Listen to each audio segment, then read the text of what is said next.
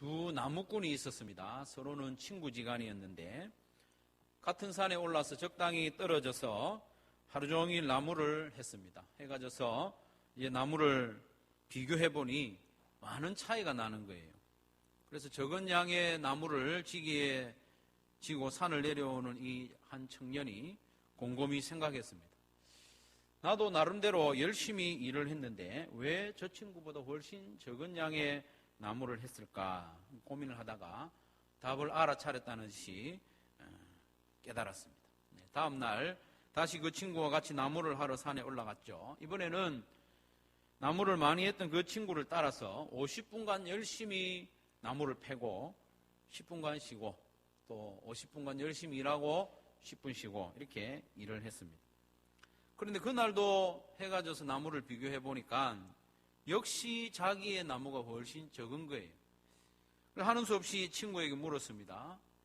오늘은 내가 자네와 같이 10분씩 쉬어가면서 열심히 일을 했는데 나의 나무가 왜 오늘도 이렇게 적은 걸까? 이렇게 물었습니다. 친구가 대답하기를 나는 10분 쉬는 동안에 도끼에 날을 갈고 준비했다네 이렇게 말하는 것입니다. 성경에도 보면 쉬는 동안에 도끼를 갈고 다음 사역을 준비하는 사람들이 나오는데 그 중에 오늘 본문의 사도 바울이 대표적인 인물입니다. 우리가 알기로 사도 바울은 정말 불도저와 같이 열정적으로 사역하는 사람입니다. 이 사람은 잠시도 쉬는 법이 없어 보이고 눈만 뜨면 복음 전파하고 달려나가는 그런 사역자로 보입니다. 그러나 열정적인 사역자였을 뿐만 아니라 사도 바울은 잠시 쉬는 시간도 가졌고 또 그 쉬는 동안에 다음 사역을 준비하는 지혜로운 사도였다는 것을 오늘 말씀을 통해서 좀 살펴보려고 합니다. 때는 사도 바울이 3차 전도 여행을 하던 때입니다. 바울이 고린도라는 도시에 두 번째로 도착했을 때는 추운 겨울이었습니다. 처음으로 고린도에 갔을 때는 2차 전도 여행 때인데 그때 고린도 교회를 처음으로 세웠죠. 3차 전도 여행 때 고린도에 두 번째로 방문했을 때 추운 겨울에 도착을 하게 되었습니다. 당시에는 지중해 연안에서 겨울에는 배가 거의 움직이지 않았죠. 왜냐하면 너무 위험했기 때문에 바다의 형편이 어떻게 될지 모르기 때문에 사도행전 27장 12절 이하의 말씀에 보면 사도 바울을 태운 배가 겨울 지나기 좀 좋은 환경이 좋은 베닉스라는 항구에까지 무리하게 운항을 하다가 광풍을 만나서 심한 고생을 하는 거죠. 그리고 사도행전 28장에도 보면 사도 바울이 머물고 있었던 그 섬에서 겨울이 완전히 지날 때까지 배를 움직이지 않는 것을 볼 수 있습니다. 그래서 3차 전도 여행 중에 고린도에서 겨울을 맞은 우리 사도 바울도 겨울을 온전히 그 고린도에서 지나게 되었습니다. 고린도에 머물러 있었죠. 겨울 동안 고린도에 지내면서 마냥 쉬기만 한 것이 아닙니다. 사도 바울은 지난 날들의 사역을 꼼꼼하게 정리를 했습니다. 세 차례에 걸친 긴 전도 여행을 정리를 하고 무엇보다도 앞으로의 사역을 준비하고 계획하는 시간을 가졌다는 것이죠. 그 결과물이 오늘 본문이 포함되어 있는 로마서라고 할 수 있습니다. 사도 바울은 고린도에서 겨울을 나면서 지난 세 차례에 걸친 전도 사역을 정리하고 또 그것을 기록으로 남기고 그 사역이 얼마나 열정적이었는지 오늘 본문을 통해서 좀 짐작할 수 있죠. 23절 말씀에 보면 이제는 이 지방에 일할 곳이 없고 또 여러 해 전부터 언제든지 서바나로 갈 때에 너희에게 가기를 바라고 있었다라고 했습니다. 이 지방에 일할 곳이 없을 만큼 더 일할 곳이 없을 만큼 열심히 일을 했다는 것이죠. 그런데 이 지방이라고 하니까 부산쯤 되는 넓이의 도시가 아닐까 그렇게 짐작하는 분들이 있을 수 있는데 하지만 바울이 일을 했고 이제는 더 이상 일할 곳이 없다고 하는 이 지방은 정말 엄청나게 넓은 지역입니다.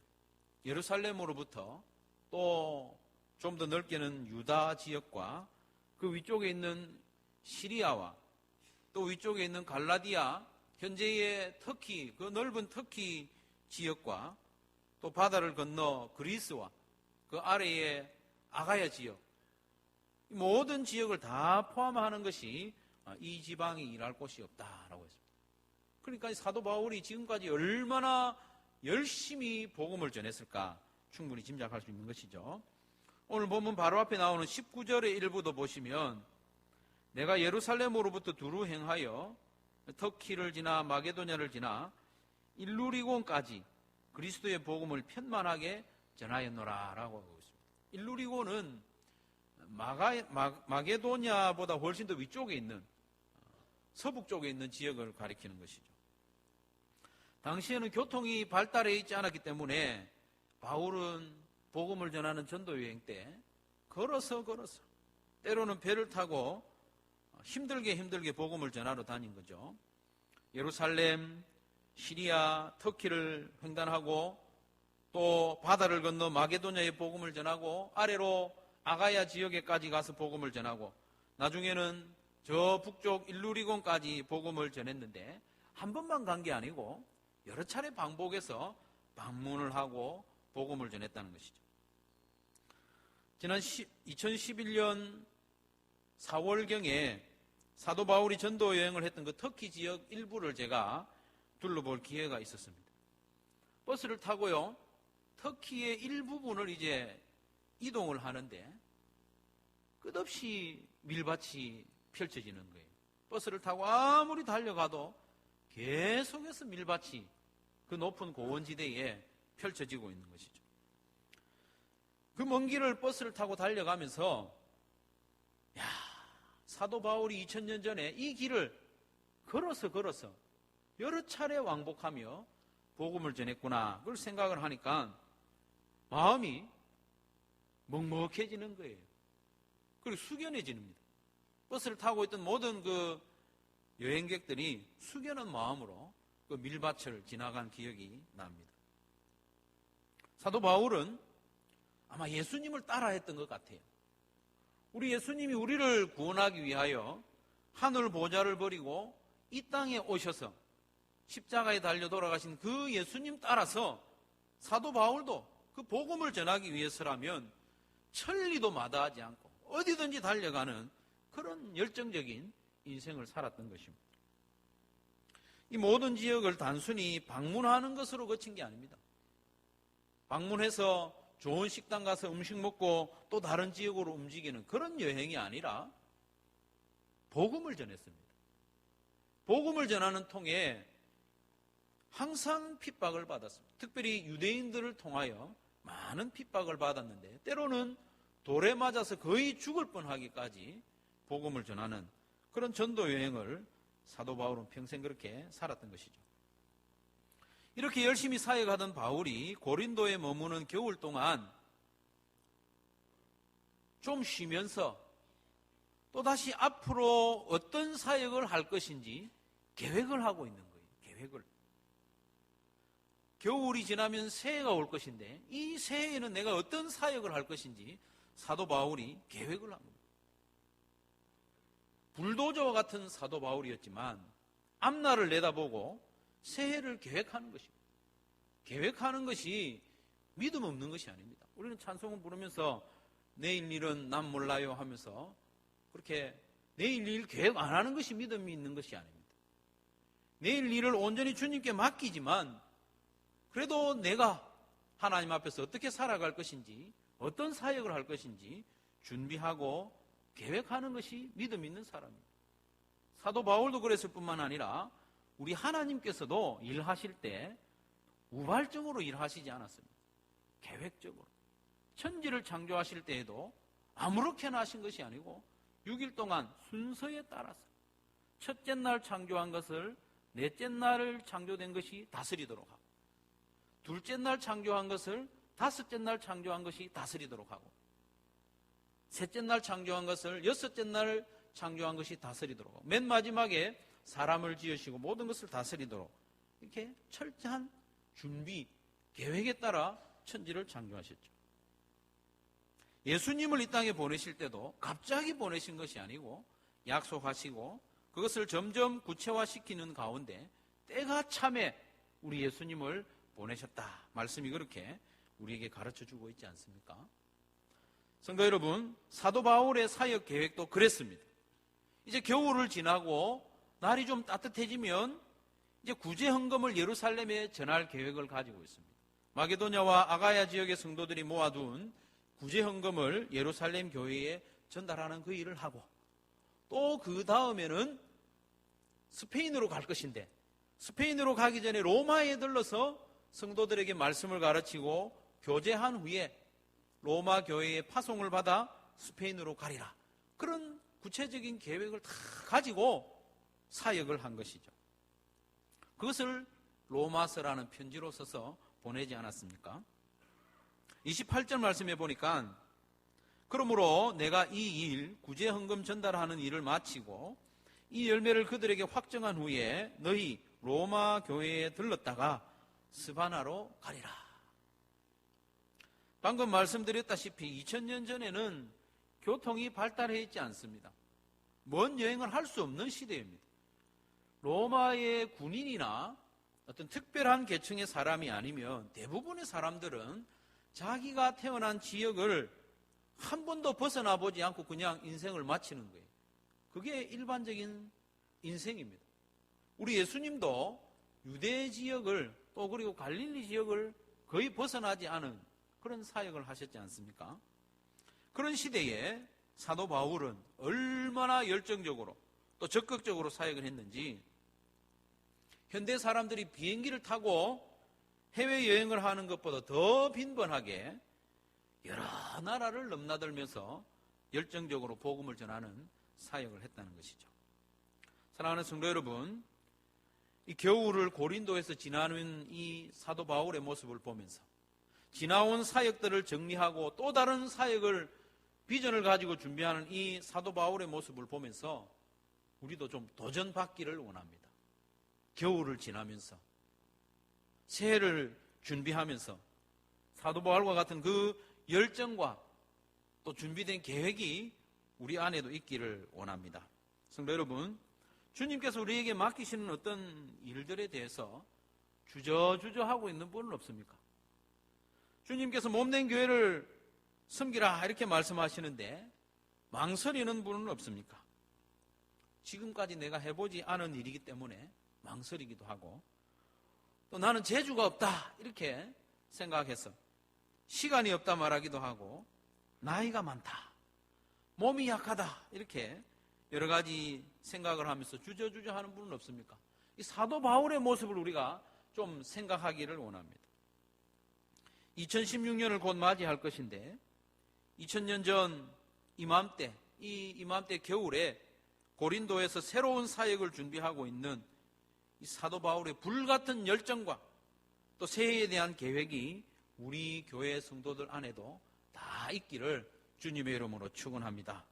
성도 여러분, 가보지 않은 길이지만 주님이 가라고 하시면 가고, 해보지 않은 일이지만 주님께서 기뻐하시는 일이라면 담대히 도전하는 저와 여러분이 되었으면 좋겠습니다.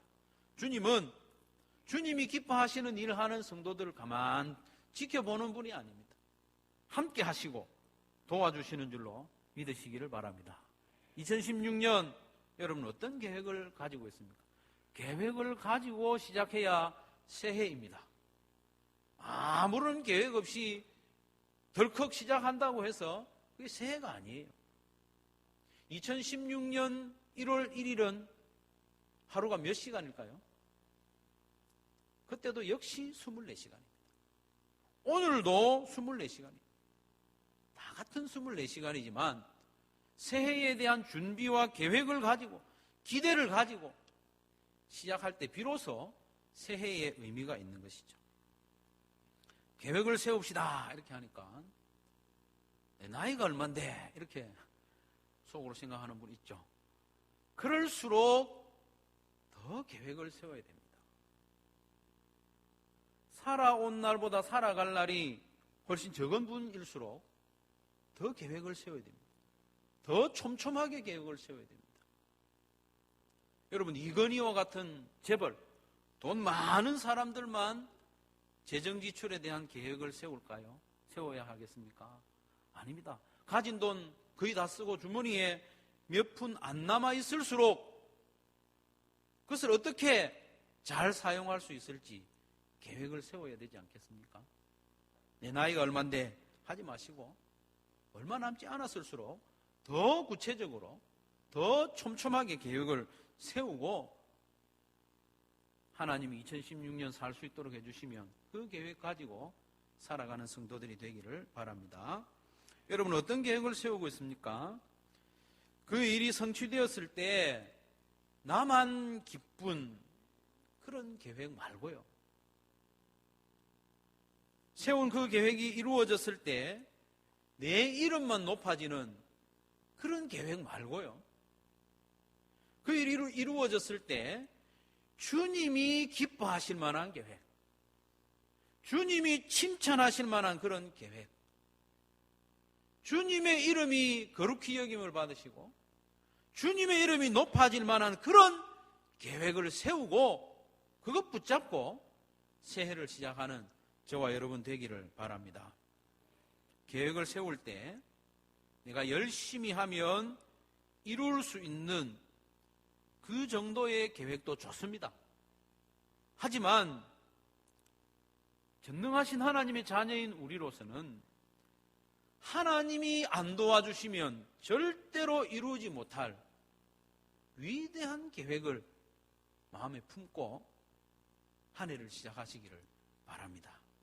비행기 없는 시대에 꿈도 꾸지 못할 사역을 감당한 이 사도 바울,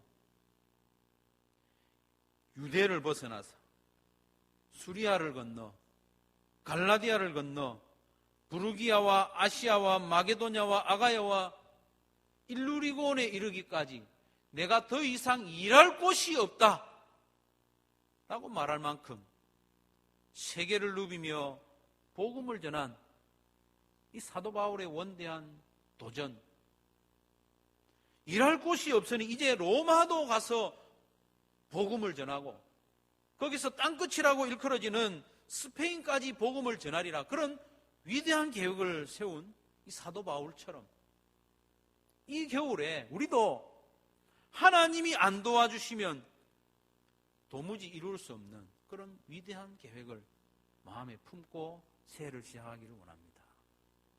하나님의 이름을 높이는 계획, 주님의 몸된 교회를 든든히 세우는 그 일에 헌신할 계획, 죽어가는 영혼들을 주님께로 인도하는 영혼 살리는 영원한 가치가 있는 계획, 그런 계획을 세우고 마음에 품고 한 해를 시작하는 저와 여러분 되시기를 간절히 바랍니다. 바울은 열정적으로 일하고 위대한 계획을 세우는 사역자였을 뿐만 아니라 기도로 새해를 준비하는 사역자였습니다. 바울은 허풍쟁이가 아닙니다. 망상가도 아닙니다. 항상 자신감 넘치는 무한 긍정의 사람도 아니었습니다. 철저히 하나님을 신뢰하는 믿음의 사람이었고 기도의 사람이었습니다. 사도 바울이 얼마나 위대한 사람입니까? 그가 기도할 때 병자들이 덜컥덜컥 낫고 심지어는 죽은 자도 살아나는 역사가 일어나는 그런 능력의 종이었습니다. 그런 능력의 사도였지만 아직 연약한 로마 교회의 성도들에게 나를 위해서 기도해 주십시오, 기도 부탁합니다. 편지를, 교회들에게 편지를 쓸 때마다 그 교회들을 위한 기도를 빠뜨리지 않는 사도 바울의 모습을 우리가 마음에 새겨야 되겠습니다. 기도를 부탁할 때에 저를 위해서 기도 좀 해주십시오, 그렇게 대충 부탁한 게 아니라 대단히 구체적으로 기도를 부탁하고 있는 것을 볼 수 있습니다. 30절과 32절까지 말씀을 보면, 형제들아, 내가 우리 주 예수 그리스도와 성령의 사랑으로 말미암아 너희를 권하노니 너희 기도에 나와 힘을 같이하여 나를 위하여 하나님께 빌어 나로 유대에서 순종하지 않은 자들로부터 건짐을 받게 하고 또 예루살렘에 대하여 내가 섬기는 일을 성도들이 받을 만하게 하고 나로 하나님의 뜻에 따라 기쁨으로 너희에게 나아가 너희와 함께 편히 쉬게 하라. 이런 기도들을 같이 해달라고 부탁을 하는 거죠. 크게 세 가지 기도인데, 첫 번째 기도는 사도 바울이 예루살렘에 올라갔을 때 자기를 미워하고 시기하는 유대인들로부터 목숨을 지켜주시도록. 실제로 예루살렘에 올라가면서 사도 바울은 대단히 불안해하면서 올라갔거든요. 목숨을 지켜주시도록 기도 부탁을 했고, 지금 자기가 들고 가야 하는 그 구제 헌금을 잘 전달하고 예루살렘 교회 성도들이 기쁘게 받아들이도록 기도를 부탁했고, 그 모든 일을 마친 후에 내가 로마에도 가서 로마 교회 성도들과 교제하고 또 말씀을 전할 수 있도록 기도를 부탁을 했습니다. 이 기도의 부탁의 내용이 어떻게 되었을까요? 다 이루어졌습니다. 하나님이 다 응답해 주셨어요. 사도행전 21장부터 28장까지 말씀해 보면 이 기도에 응답되는 과정을 기록을 하고 있습니다. 사도 바울은 예루살렘에 올라갔을 때 돌에 맞아 죽을 뻔한 위기에 처했습니다. 사도 바울을 미워하는 이 유대인들이 돌을 실제로 들고 바울에게 던지려고 하는 그 순간에 천부장이 나타나서 살려주었죠. 사도행전 21장 31절과 32절에 보면 그들이 바울을 죽이려 할 때에 온 예루살렘이 요란하다는 소문이 군대의 천부장에게 들림에 그가 급히 군인들과 백부장들을 거느리고 달려 내려가니 그들이 천부장과 군인들을 보고 바울 치기를 그치는지라. 여러분, 무리들이 돌을 들고 한 사람에게 사형을 집행하는 데는 시간이 오래 걸리지 않습니다. 들고 있는 돌을 하나씩 던지면 그냥 죽는 것이 사도 바울의 목숨입니다. 그러나 하나님께서는 천부장을 속히 보내서 바울을 살려주신 거죠. 그 위기에서 살아남은 바울이지만 여전히 바울을 죽이려고 결단한 40명의 자객이 있었습니다. 나는 바울을 죽이기 전에는 음식을 먹지도 않고 물도 마시지 않겠다는 사람이 40명이나 있습니다. 그래서 천부장은 사도 바울을 자기가 지켜주지 못할 줄을 알고 총독이 있는 가이사라로 바울을 보내는데, 놀랍게도 바울을 가이사라로 보내면서 군인들을 얼마나 많이 붙였는지 모릅니다. 사도행전 22장 23절 이하의 말씀에 보면 보병을 200명이나 붙여놨어요. 그리고 기병을 70명이나 붙였어요. 창병을 200명이나 붙여놨습니다. 바울 한 사람 안전하게 지키기 위해서 470명이나 되는 군인을 동원해서 가이사라로 보낸 것이죠. 천부장 이 루시아 아래에는 몇 명의 군사가 있을까요? 그렇죠. 1000명이니까 천부장이죠. 1000명의 부하 중에 거의 절반에 이르는 병사들을 동원해서 바울 한 사람을 지켜주고 있는 것이죠. 이 루시아가 한 일이 아닙니다. 하나님께서 기도를 들으시고 응답하신 줄로 믿으시기를 바랍니다.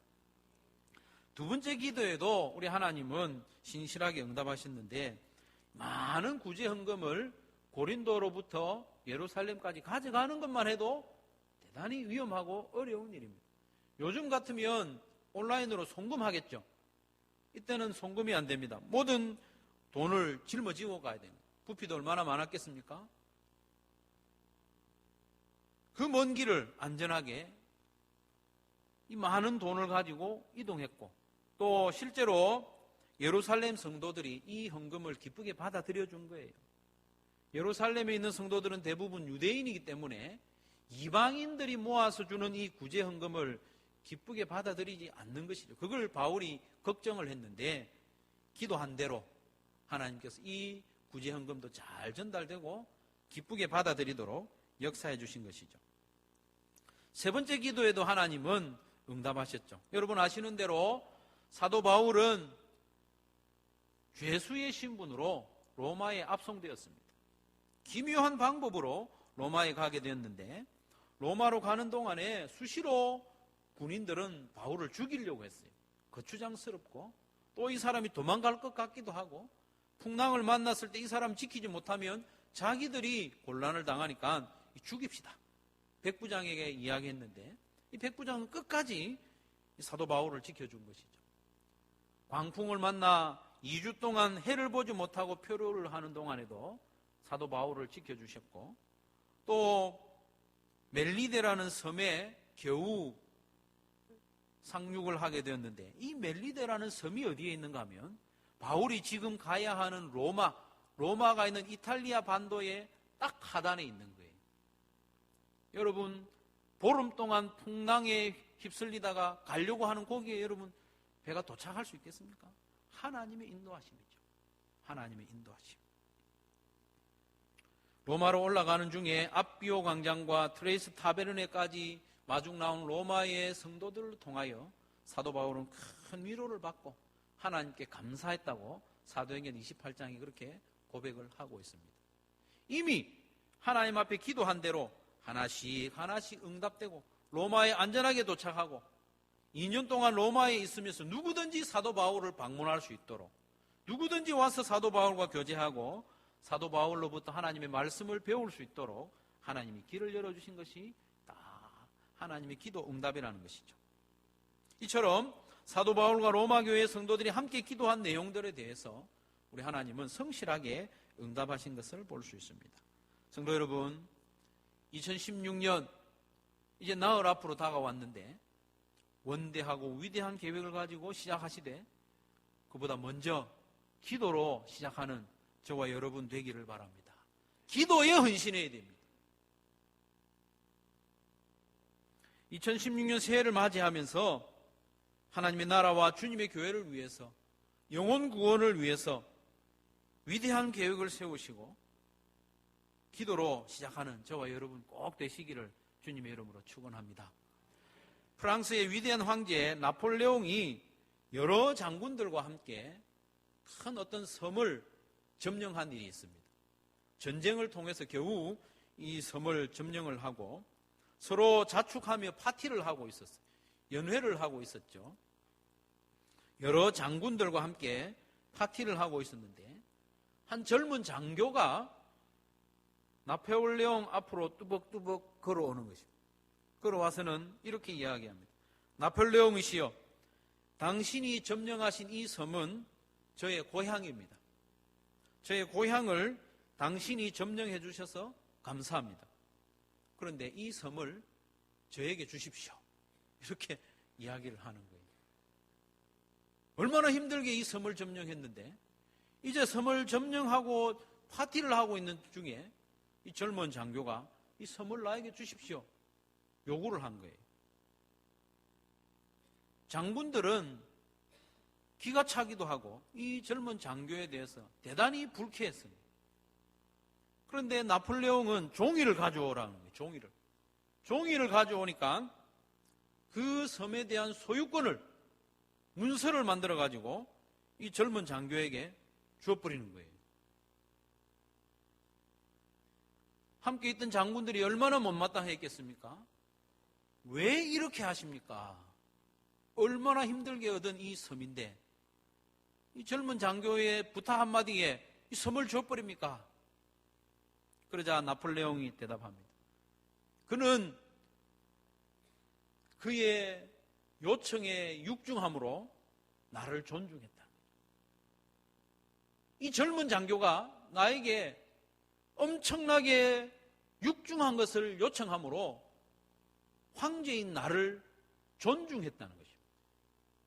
내가 아니면 도저히 들어줄 수 없는 그것을 나에게 요청함으로 나를 위대하게 만들었고 나를 존중했기 때문에 내게 섬을 줬다는 것입니다. 사랑하는 성도 여러분, 우리가 하나님께 위대하고 육중한 일을 요청하는 것은 하나님을 존중하는 것입니다. 하나님을 힘들게 하는 것이 아니고 하나님을 괴롭히는 것이 아니고 하나님을 하나님답게 대접해드리는 것입니다. 우리 하나님은 천지를 창조하신 분이시고 없는 것을 있는 것처럼 부르시면 부르시는 그것이 나타나고 없는 생명도 창조하시는 전능하신 하나님이심을 믿으시기를 바랍니다. 그 하나님 앞에 우리가 무엇인가를 구하고 요청하면서 매번 사소한 일만 요청을 한다면 하나님을 무시하는 것입니다. 하나님 100원만 이렇게 하는 것은 하나님을 무시하는 것입니다. 위대한 하나님께 걸맞는 것을 요청함으로 하나님을 존중하고 하나님을 하나님으로 대접하는 저와 여러분 되시기를 바랍니다. 새해에는 저도 사랑하는 성도들을 위해서 더욱 기도하고자 애를 쓸 것입니다.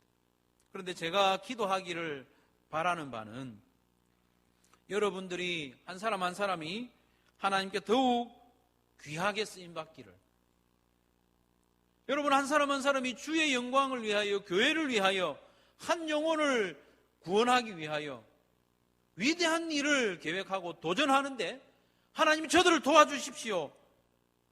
그 일을 위해서 기도하기를 원하는 것이죠.